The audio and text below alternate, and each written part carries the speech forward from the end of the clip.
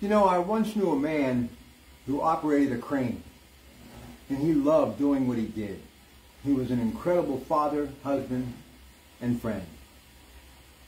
And I got to tell you, even after the children left the nest, I would still show up from time to time, and we would talk about manufacturing. Probably one of the reasons why I love it so much to this day, especially the steel industry. Look, I planned on calling it a day. It has been a marathon, and I really want to get a little downtime. We have another busy day tomorrow. But I had to come back. I saw this headline in the Pittsburgh Post-Gazette. Great story, by the way. A job well done. Journalism at its best, the backstory. $2.7 billion. Nippon Steel is talking about investing in steel plants, with $1 billion going to the Mon Valley, where it all started. That name that we all know, and I believe respect, Carnegie and others, Frick, Morgan, greats like Westinghouse of the era that made Grand Street Wall Street.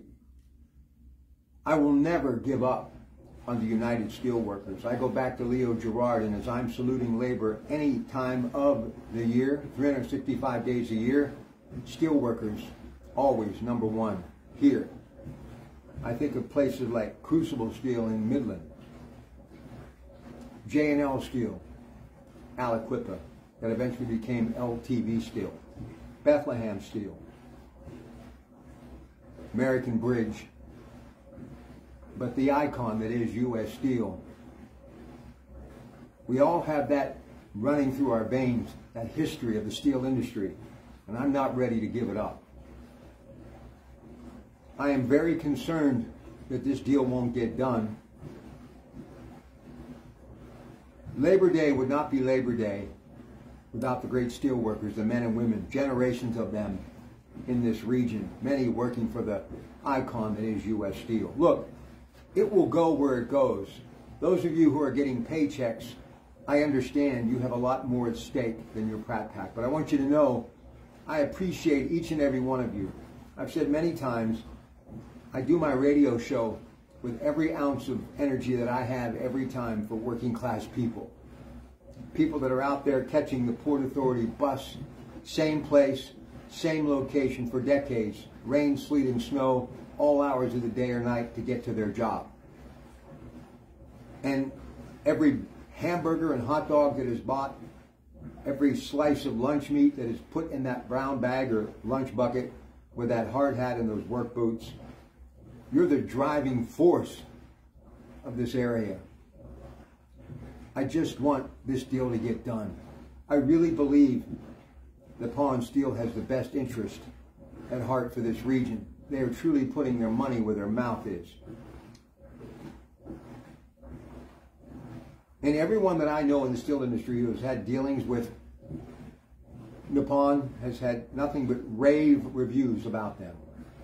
Their technology, their labor, their productivity, their professionalism, and their word. Look, we live in a global economy. I want to be able to compete in the global economy. Nippon Steel, the country of Japan, is our friend. I believe that, my opinion. You have every right to disagree with me. I have people call my radio show, some agree, some don't. But that's okay. But we all agree that labor, as we head to Labor Day weekend, is the most essential part of our economy.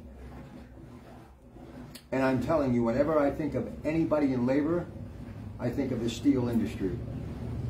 So if you don't have the Pittsburgh Post-Gazette or the app handy, get it, read this story, because we're going to be talking about it Labor Day weekend. I will never lose sight of the great people who are members of labor. These men and women are everything to me, and I mean that. One of the reasons why I stopped off earlier today at the Eastern Atlantic States Regional Council of Carpenters, just because I wanted to salute them. And it's why I do my Labor Day show every year, and why we talk about jobs all the time. We're in that election cycle, and I respect everyone that's running for the highest office in the land, or any office, wherever it may be. I'm asking you to always put labor first. But I hope soon that someone in a position that people will listen to stands up and say, look, I've weighed everything here, and this is a good deal for both sides. Know how much I respect the United Steelworkers.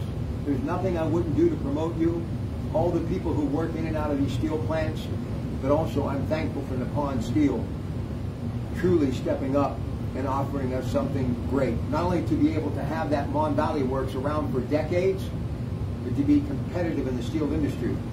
And who knows what lies ahead. This could be the catalyst to put us back where we rightfully belong in the steel industry, a global entity. I'm just saying, this Labor Day weekend, take time to think about it. And just know, steel in that industry means so much to all of us, including me, and especially to what Labor Day and this weekend is all about. Thank you for joining me today. Much more throughout the rest of the week. Back on the radio in a few days when it's making news, and it's news that really is about you and your neighborhood and your family. You can be sure I'll be talking about it. Good night from the home studio in Manhattan. I salute all of you, men and women in labor. Thank you for everything you've done for this country and for families like mine.